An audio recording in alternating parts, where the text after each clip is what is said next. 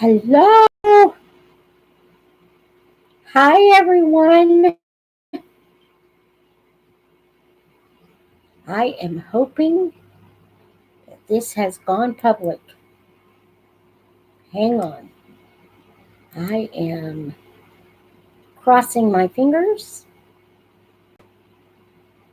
that we have gone public. Matter of fact, I'm going to get on my phone and see. How is everyone? I hope you're good. Is everyone ready? This is it. The real deal.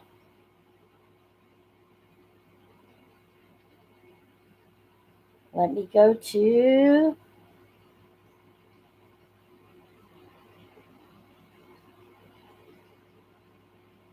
Cozy Corner Ms. T and see what we're doing here. See if we're live.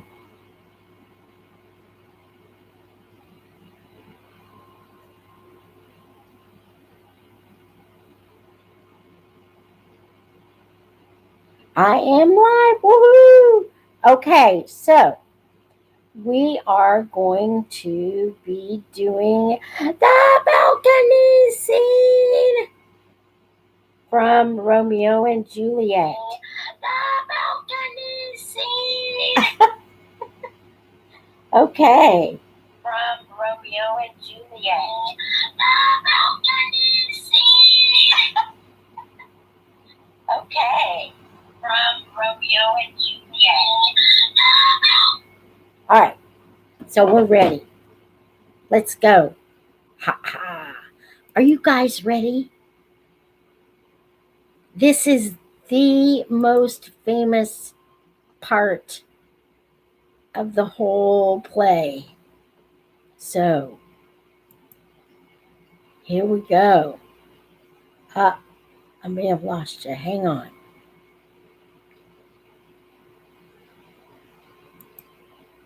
Get rid of that. I have to forget where I forgot where I put everything. Are you ready?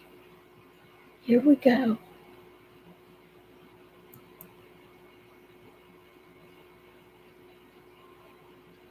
Oh, come on. Here we are. Yay.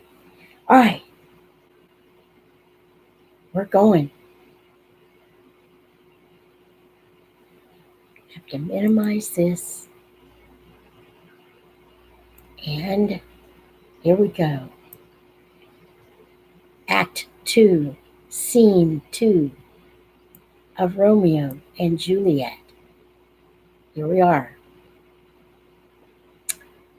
Romeo enters. He jests at sears, at scars that never felt a wound, but soft.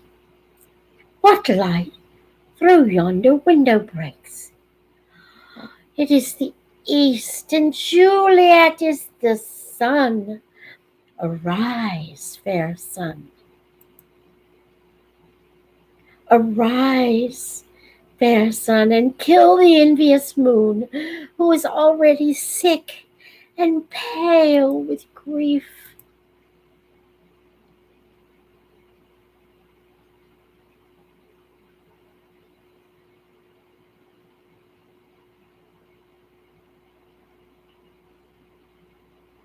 Ah, one moment.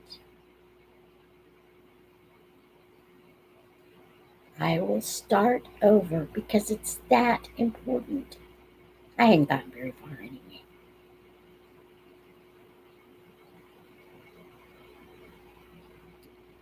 He jests at scars that never felt a wound. Enter Juliet above. But soft, what light through yonder window breaks? It is the east, and Juliet is the sun. Arise, fair sun, and kill the envious moon, who is already sick and pale with grief, that thou her maid art far more fair than she. Be not her maid, since she is envious. Her vestal livery is but sick and green, and none but fools do wear it. Cast it off. It is my lady. Oh, it is my love. Oh, that she knew she were. She speaks, yet she says nothing. What of that? Her eye discourses. I will answer it. I am too bold. 'Tis not to me she speaks. Two of the fairest stars in all of the heaven, having some business, do entreat her eyes to twinkle in their spheres till they return. What if her eyes were there, they in her head? The brightness of her cheek would shame those stars. As daylight doth a lamp, her eye in heaven would through the airy region stream so bright that birds would sing and think it were not night. See how she leans her cheek upon her hand. Oh, that I were a glove upon that hand, that I might touch that cheek. Juliet, why me? She speaks. Oh, speak again, bright angel, for thou art as glorious to this night, being o'er my head as a winged messenger of heaven unto the white upturned wondering eyes of mortals that fall back to gaze on him when he bestrides the lazy puffing clouds and sails upon the bosom of the air. Juliet. Ah, Romeo, Romeo, wherefore art thou Romeo? Deny thy father and refuse thy name, or if thou wilt not, be but sworn my love, and I'll no longer be a Capulet. Shall I hear more, or shall I speak of this? 'Tis but thy name that is my enemy. Thou art thyself, though not a Montague. What's Montague? Is it? It is not hand, nor foot, nor arm, nor face. Oh, be some other name belonging to a man. What's in a name? That which we call a rose by any other word would smell as sweet. So Romeo would, were he not Romeo called, retain that dear perfection which he owes without that title. Romeo, doff thy name, and for thy name, which is no part of thee, take all myself. I take thee at thy word, call me but love, and I'll be new baptized henceforth. I never will be Romeo. What man art thou that thus be screened at night, so stumblest on my counsel? By a name, I know not how to tell thee who I am. My name, dear saint, is hateful to myself, because it is an enemy to thee. Had I it written, I would tear the word. My ears have not yet drunk 100 words of thy tongue's uttering, yet I know the sound. Art thou not Romeo, and a Montague? Neither, fair maid, if either thee dislike. How camest thou hither? Tell me, and wherefore? The orchard walls are high and hard to climb, and the place death. Considering who thou art, if any of my kinsmen find thee here. What, with love's light wings do I approach these walls, for stony limits cannot love hold out. And what love can do, that dares love attempt? Therefore thy kinsmen are no stop to me. If they do see thee, they will murder thee. Alack, there lies more peril in thine eye than 20 of their swords. Look thou but, sweet, and I am proof against their enmity. I would not for the world they saw thee here. I have night's cloak to hide me from their eyes, and but thou love me, let them find me here. My life were better ended by their hate than death prolonged wanting of thy love. By whose direction foundst thou this place? By love that first did promise me to inquire. He lent me counsel, and I lent him eyes. I am no pilot, yet wert thou as far as that vast shore, washed with farthest sea, I should adventure for such merchandise. Thou knowest the mask of night is on my face, else would a maiden blush bepaint my cheek for that which thou hast heard me speak to-night. Fain I would dwell on form, fain deny what I have spoke, but farewell compliment. Dost thou love me? I know thou wilt say aye, and I will take thy word. Yet if thou swearest, thou mayest prove false. At lovers' perjuries, they say Jove laughs. Oh, gentle Romeo, if thou dost love, pronounce it faithfully. Or if thou thinkest I am too quickly won, I'll frown and be perverse and say thee nay. So thou wilt woo, but else not for the world. In truth, fair Montague, I am too fond, and therefore thou mayest think my behaviour light. But trust me, gentleman, I'll prove more true than those that have more coying to be strange. I should have been more strange, I must confess, but that thou ever heardst I was where my true love passion. Therefore pardon me, and not impute this yielding to light love, which the dark night hath so discovered. Lady, by yonder blessed moon, I vow that tips with silver all these fruit tree tops. Swear not by thy moon, then constant moon, that monthly changes in her circled orb, lest that thy love prove likewise variable. What shall I swear by? Do not swear at all, or if thou wilt, swear by thy gracious self, which is the God of my idolatry, and I'll believe thee. If my heart's dear love, well, do not swear. Although I joy in thee, I have no joy of this contract to-night. It is too rash, too unadvised, too sudden, too like the lightning which doth cease to be, and one can say it lightens. Sweet, good night.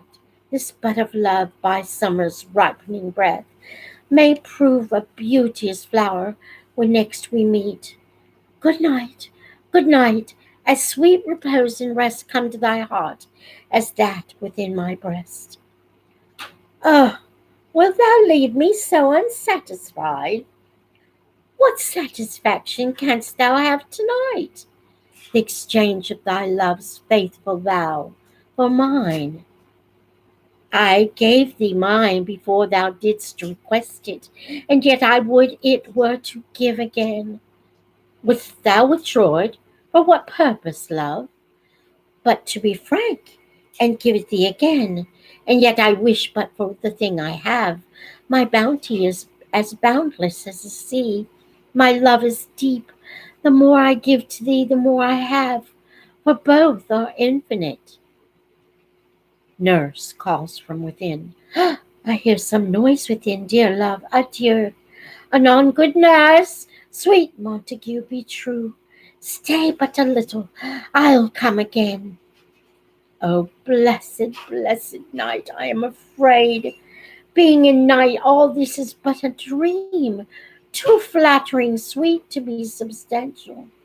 Juliet re-enters above. 3 words, dear Romeo, and good night indeed. If that Thy bent of love be honourable, thy purpose marriage.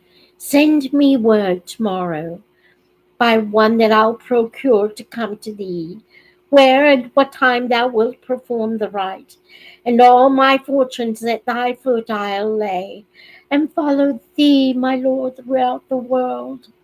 Madam, I come anon, but if thou mean'st not well, I do beseech thee. Madam, by and by I come, to cease thy strife, and leave me to my grief. Tomorrow I will send. So thrive my soul. 1,000 times good night. She exits. 1,000 times the worse to want thy light. Love goes toward love as schoolboys from their books, but love from love toward school with heavy looks. Going. Enter Juliet above again. St, Romeo, st. Oh, for falconer's voice to lure this tasseled gentle back again. Bondage is hoarse and may not speak aloud, else I would tear the cave where echo lies, and make her airy tongue more hoarse than mine, with repetition of my Romeo. It is my soul that calls upon my name. How silver sweet sound lovers' tongues by night, like softest music to attending ears. Romeo, my dear, what o'clock tomorrow shall I send thee? By the hour of 9. I will not fail. Till 'tis 20 year till then. I have forgot why did I call thee back. Let me stand here till thou remember. I shall forget to have thee stand there, remembering how I love thy company. And I'll still stay to have thee still forget, forgetting any other home but this. 'Tis almost morning, I would have thee gone, and yet no farther than a wanton's bird that lets it hop a little from its hand, like a poor prisoner in his gyves, and with a silken thread plucks it back again, so loving jealous of his liberty. I would I were that bird. Sweet, so would I, yet I should kill thee with much cherishing. Good night, good night. Parting is such sweet sorrow that I shall say good night till be morrow. She exits. Sweet sleep dwell upon thine eyes, peace in thy breast. Would I were sleep and peace so sweet to rest. Hence will I to my ghostly friar's close cell, to his help to crave, and my dear hap to tell. He exits, and that is the end of scene 2, act 2 of Romeo and Juliet. Ay, but parting is so sweet. Ah, so good. I hope you enjoyed that. And I will continue to put up the rest of the acts, or the rest of the scenes and the acts for Romeo and Juliet. Until next time, may the Lord bless you and keep you. May he make his face to shine upon you and be gracious to you. May the Lord lift up his eyes upon you and grant you his peace.